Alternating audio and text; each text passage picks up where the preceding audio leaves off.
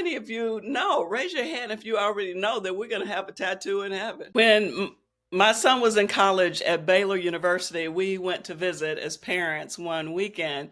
We were quite surprised when we went there. He loved to box, and he was a guy that was like, he's huge. He's bulky. He works out like 3, 4 hours a day, just, very buff.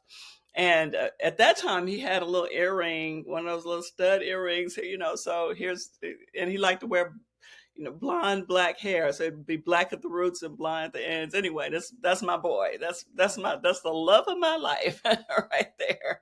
I love him so much.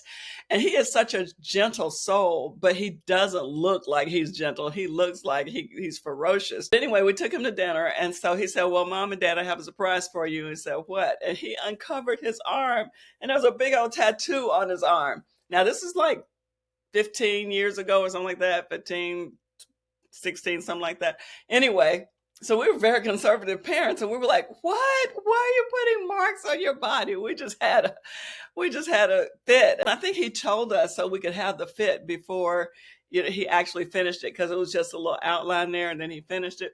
Now, we didn't pay any attention to the fact that it was a tattoo of a cross that he put on himself.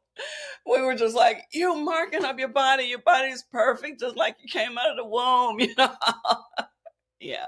Those parents. But how many of you know? Raise your hand if you already know that we're going to have a tattoo in heaven. Isn't that crazy? Like, I'm freaking out about a tattoo on my son's arm, and I'm going to get one eventually.